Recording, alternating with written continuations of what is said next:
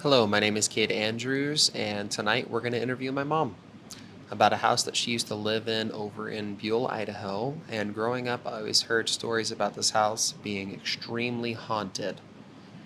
And I talked to her before this, and her stories are just wow. In my opinion, they're just crazy. Let's go ahead and give my mom a phone call right now.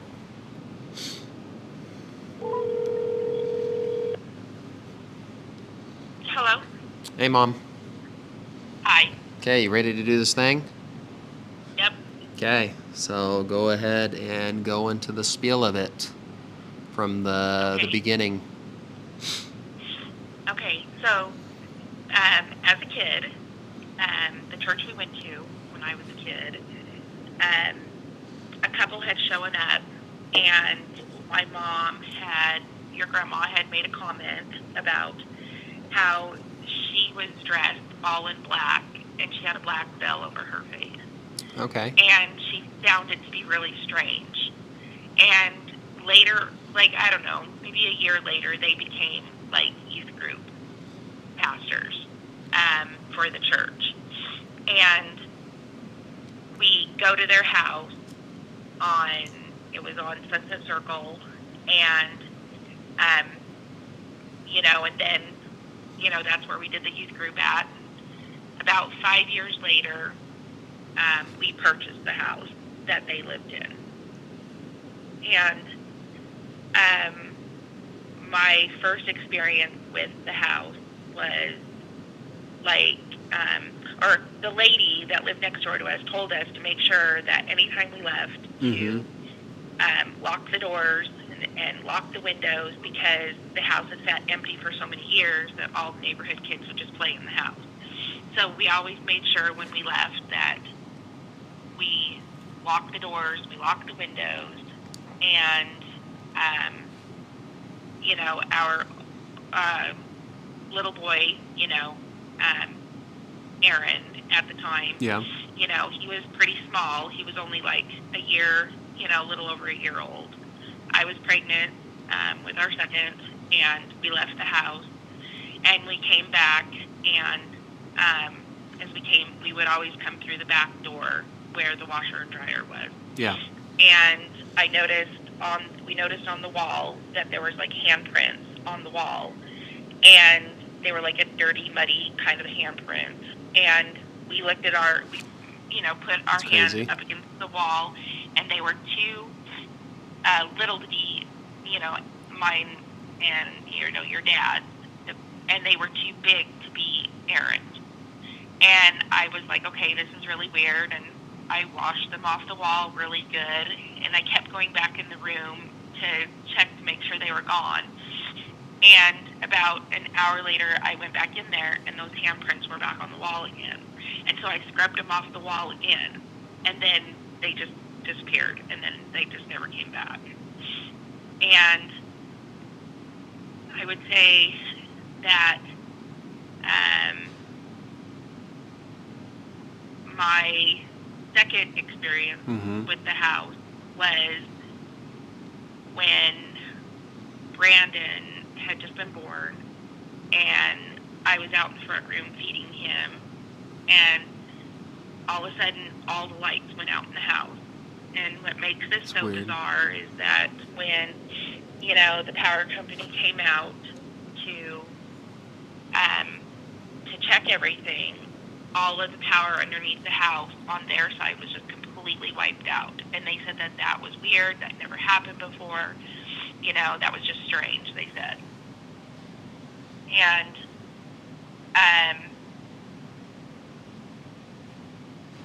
the I guess the time before that, when I was still pregnant with Brandon, um, Aaron would sleep out in the front room because he would not sleep back in his bedroom at all. Like at Yeah. nighttime, he didn't want to go back to his bedroom. He would just, you know, he just slept out in the front room. I was, um, so I was pregnant with Brandon at the time, and your dad had got up to go on a hunting trip with a friend early in the morning, and he left. I locked everything up and stuff, and I went to go lay back down, and then I heard like running up the hall, and I heard like scraping on the hallway walls. Moaning And and I scraping, huh? yelled out, yes, and I yelled out for your dad, and he didn't answer, so he didn't come back in because that's what I thought. And then Aaron, I yelled out for Aaron, and he didn't answer me, so I got up to go check on him, and he was sound asleep. And I like nudged him, and I was like, Aaron, Aaron, and he was the type of kid that if he would have been awake and he would have done it, he would have started laughing, you know. And and so I was like, okay, this is strange, and I laid back down, and I just like didn't think anything of it, and I fell back to sleep. And then, um, I don't know, like my other experience with the house was the nursery. The nursery was always like ice cold, and I Yeah. couldn't figure it out, and it always made me feel uncomfortable. So, like during the day when I had, like your brothers, were little and stuff like that, I would keep the bathroom door open, and I would take a bath because they were so little, and I would Mm-hmm. take a quick bath or a shower or whatever, and I would always keep the closet doors open so they would block that bedroom a little. And, and when I got out of the bath and stuff like that, I could feel like cold air coming out from underneath the door. I Right. like bent down and I stuck my hand underneath the door, and just like it was ice cold. It was Right. cold. It wasn't like a normal cold. It was ice cold. And was this And during the uh, summertime? yeah, Like ice cold in there. Could you see your breath? Is that how cold it no, was? No. no, Okay. no, it wasn't. I never experienced that, but it was cold in there like all the time. And the closet inside that room was not up against an outside wall, but everything in there was always damp. No Mm-hmm. matter what time of the year it was always damp, and I couldn't figure out like why. Like why is everything damp in here? It's weird. Um, and then the other experience was Aaron. Like he would go and he would play in his room during the day, but he would never sleep in there at night. He was always too afraid to sleep in there, but he would always go in there during the day, and he would open up his closet doors and he would sit inside the closet and he would talk to someone. And when I would bring him lunch and stuff, I would bring him lunch in the room because he didn't want to come out and eat. And he would ask me to bring him lunch for his friend. And I was like, well, where's your friend, Aaron? And he would said, well, my friend is sitting right over there. And, and he would like have a full on conversation too, with someone. And he would like pause and like almost like they were answering him, and then he would talk, and then, you know what I mean? And it was just strange, and he did that up until we moved out of the house, and then he didn't do it anymore. So I felt like it wasn't like an imaginary friend. It was just something like more bizarre, Yeah. and then at Right. a And birthday. with that, sorry, with that, Go ahead. you had stated to me that he demanded two of everything. Yes, yeah, he wanted two of everything. He wanted me to bring him like, two sandwiches, and, two like cups of milk, and, whatever we were having for lunch, he wanted me to bring two of. That's And I interesting. always did it, Right. Yeah. I always did it. That's Um, crazy. And what was the other you know, experience? and then the birthday party, we were having a birthday party Mm-hmm. for one of the kids. I'm thinking it was probably Brandon's birthday party, maybe his first birthday party. Um, but I'm not 100% sure. It could have been Aaron's birthday party. But when we had the pictures developed of them blowing out their candles, there was like a little kid in the window, and I like looked at all the pictures to make sure that it wasn't a little kid at the party, and it wasn't, but there was like a little kid in that picture, That's like bizarre. on the window, Mm-hmm. like almost like looking into the, like, or standing in front or something. And it wasn't like a full on, like, you could just see like, the outline, what I Right. More of mean, an outline. Yeah. the You can kid. kind of see that it's a little kid of some sort. That's interesting. Okay. you know. I mean, and then, like, when we put the house up for sale and we had decided to move out of it, um, I had ran into a friend of mine who went to youth group with us, and she asked me if I ever knew that they used to play, the youth group pastors used to bring out the Ouija board, like when, like after youth group would end and certain kids would leave and they would only allow certain kids to stay because they knew those kids weren't going to go home and tell their parents. And, That's crazy. but I was one of the kids that, they waited for me to leave because they knew that I would tell your grandparents what was going on. And they, would play the Ouija board, and she said that there was many times when they couldn't get the spirits to leave. Yeah. And I started talking to her about our experiences in that house, and we both felt that, it was because they played the Ouija board there, um, and I find it really bizarre that, that was going on, and I really feel that, why we had the experiences that we had in that house. Right.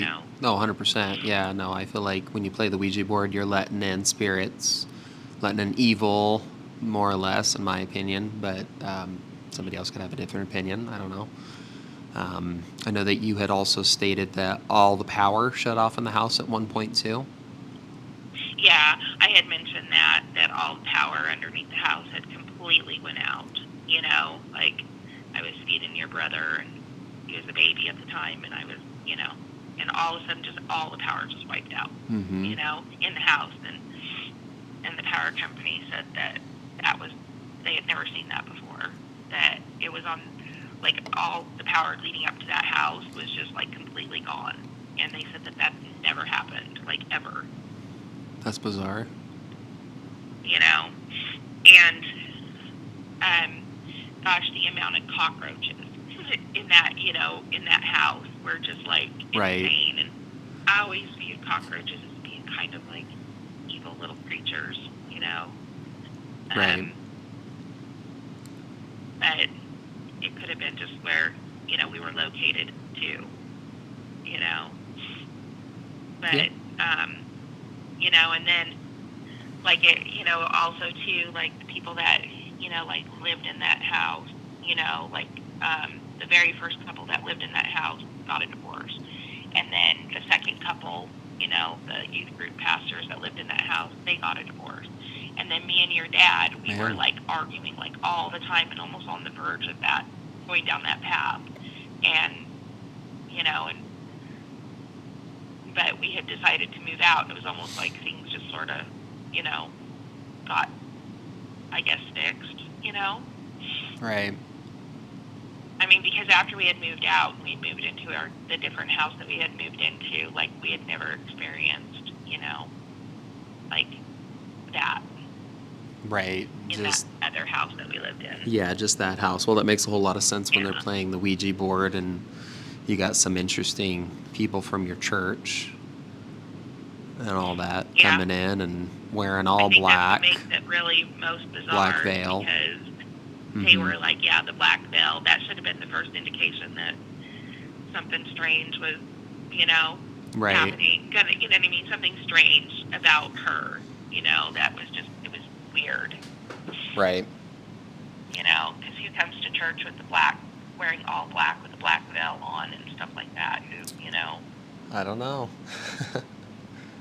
That's crazy. Well, is there any other experiences in that house that you remember, or is that pretty much it? Oh gosh, I mean, at this time, that's pretty much all I can remember. Yeah, I mean, that was a little over 30 years ago, so. Okay. Yeah.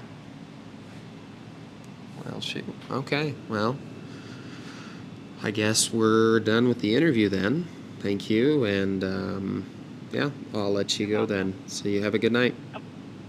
Okay, thank you. Thank you. Bye. Bye.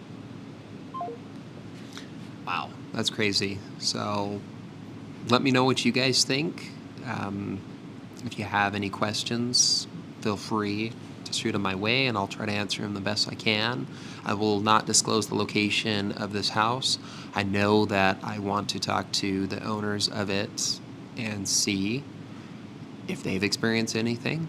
And I would like to interview my mom's friend as well and get her spiel on it because she was the one that also played with the Ouija board. My mom never did. Yeah, I think that is everything. I think we're going to wrap this up. So you guys have a good night. My name is Jodi Andrews, and be sure to share this with a friend. Be sure to like it and let me know what you think and what else you want me to make. Thank you.